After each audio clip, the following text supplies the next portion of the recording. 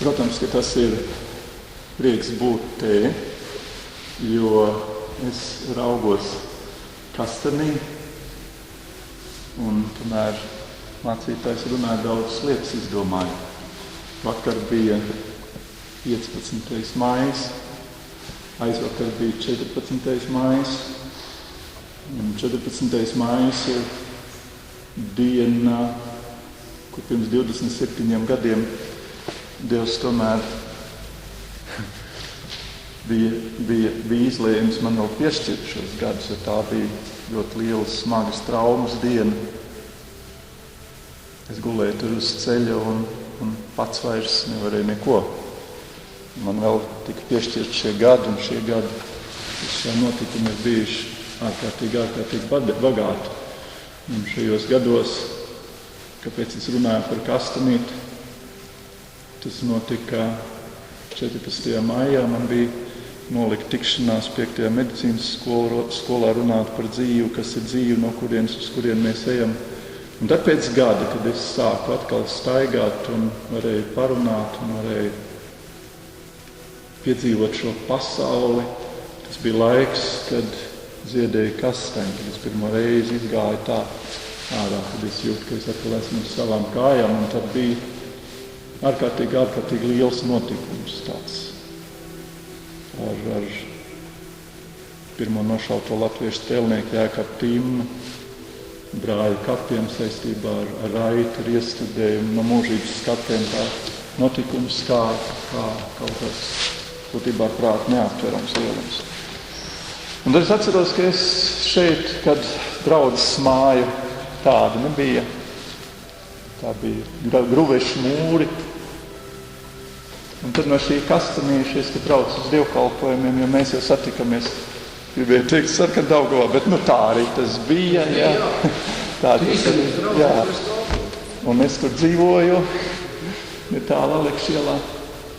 Un tad es braucu šeit, jo mācītājs pārcēlās uz šejienu, un es to tā uzzināju un sekoju. Un izrādās, tā ir viss mana dzimta vieta un pilsēta, un te notikumi tikko, ko jūs pilsētas iedzīvotāji skaistas lietas stāstīja, ko es vienmēr stāstīju leģendu par zvanu notikumu slimnīcā, jā, un tad pirms tikšanās.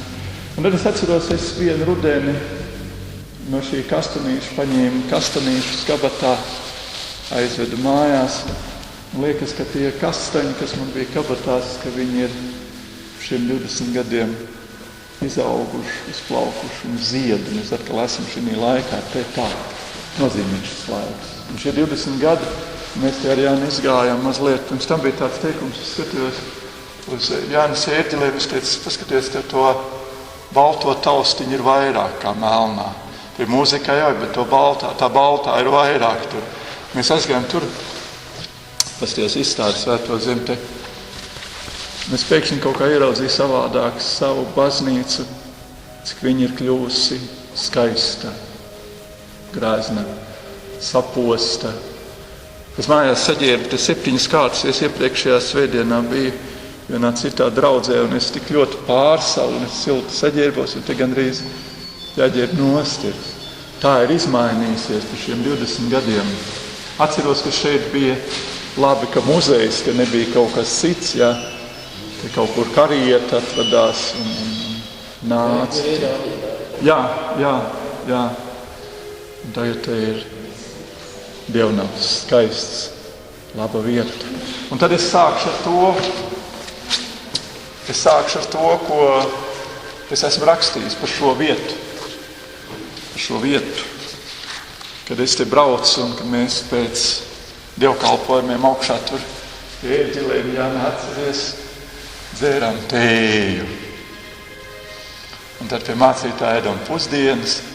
Un tad es skrēju laikam kaut 5 uz autobusu un 8 bija mājās.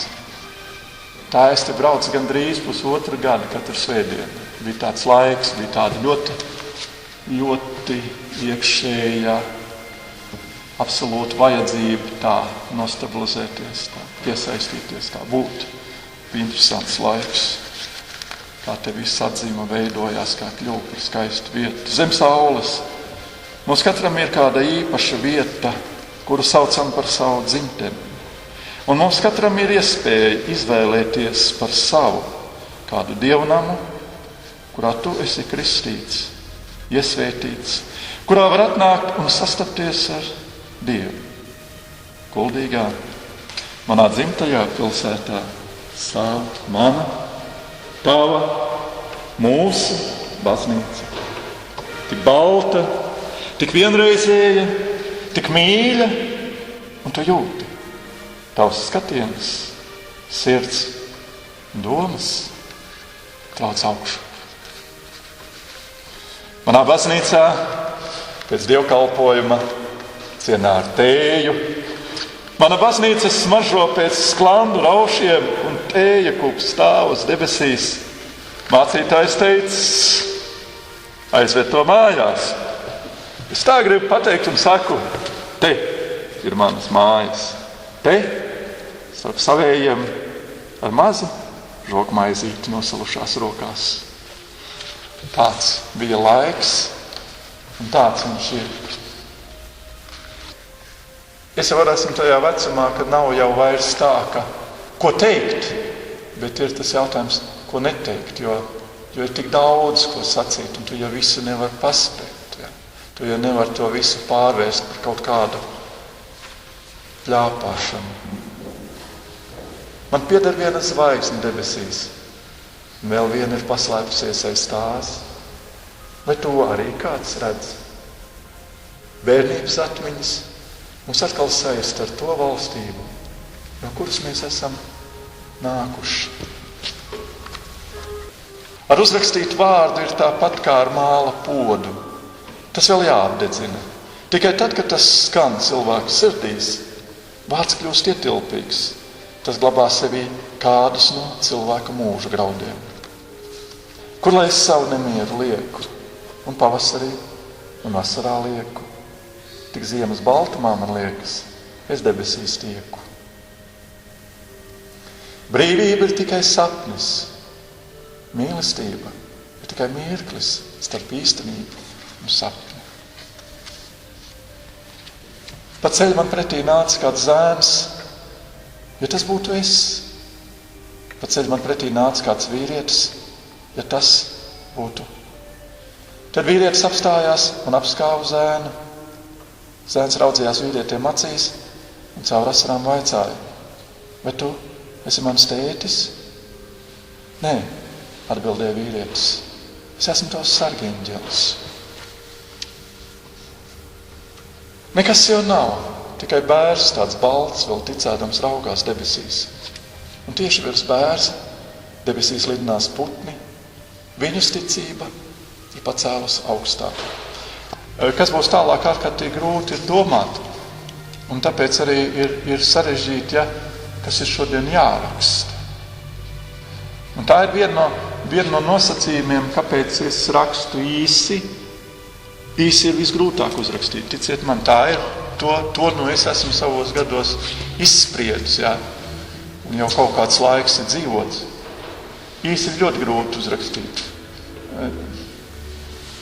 Vārdam jābūt ļoti ietilpīgam, tev ir jāuzņemās ļoti liela atbildība par to vārdu. Tad, kad ir daudz, tad tur, es saku, tu esi milzīgi armiju mobilizējis, un tad kāds jau kaut kur tur izsitīsies līdz kaut kurienei.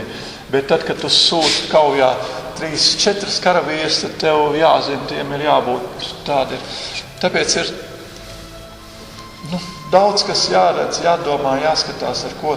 Vispār fantastiski tas loks izskatās ar tiem ziedošiem kastiņiem. Visu laiku to skatos, man tas tik ārkārtīgi pārsteidz, tas ir tik skaisti.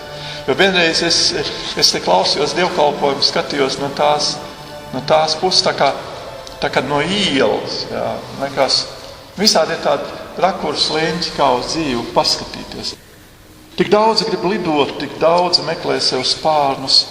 Kas ir tavs spārni? Ozols aug pašā kalna galā. Es uzkāpu ozolu galotnē un ar skatienu tālumā meklēju vēl kādu ozolu. Arī upes un ezera tālumā nebija. Un es vaicāju ozolam, kā tu to spēji? Un viņš man atbildēja, es mīlu šo vietu. Nemeklē sevi spogulī, tu esi tāds, kādu Dievs tev redz. Dievs ir mīlestība, un tu esi mīlestības bērns. Tas ir laiks, kad ar taviem matiem spēlējas vējš, virs galvas augstu debesīs lido putni. Tas ir laiks, kad līdz apvārsnim ir pāris soļu, un arī tu pēc mirkļa vari kā putns debesīs būt brīvs. Spēr šos soļus un jūti, apvārsnis attālinās, un putnus arī vairs nevar saskatīt. Tas ir laiks, kad tik ļoti gribas laimīgam būt.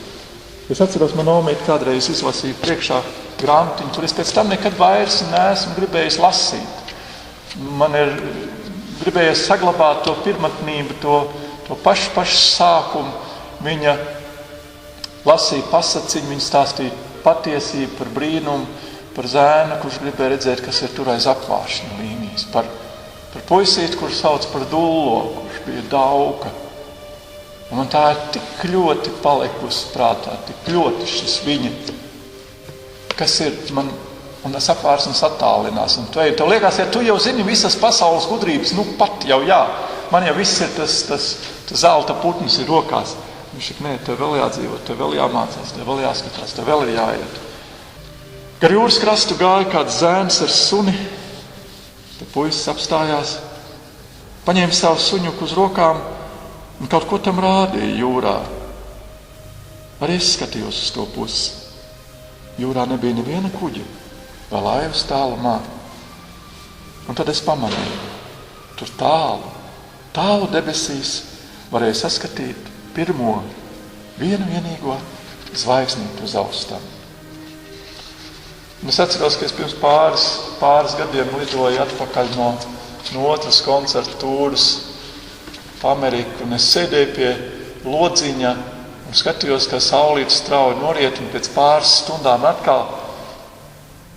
Un es sapratu, ka līdz ūdenim ir 10 kilometri, un līdz zemei vēl 11, un līdz mājai vēl ir 1000 lidojami. Es kādu brīdi domāju, un ja man būs lēmts, ka es atkal, zem jau tāpat lidoju, es kā lidmašīnā tur lidoju. Es domāju, bet man būs lēmts atgriezties mājās, un es varēšu turpināt aizsākt un priecāties un atcerēties. Un domāju, kas būs tas, kas man ir jādara? Kas ir tas būtiskais, vai es spēju savos gados noformulēt, kas ir tas būtiskais, kas man ir jādara? Ko tu tagad darīsi, pārbraucis mājās? Tev Dievs dāvās dzīvību, ja? Mēs tur esam augšā, mūsu varā, mēs neko nevaram. Šoferīts tur sēž pie stūras, viņš nezina, kas tur būs ar to lidmašīnu. Mēs tur visi tā sēžam un, tā jau, tad es diezgan tuvu tā. Un es atgriezīšos, ko es darīšu. Un es neesmu izdomājis, kopš tā brīža, kopš tā pārlidojuma pagājuši 2 gadi, un es neesmu nācis pie citas atziņas, es priecājos par šo atziņu.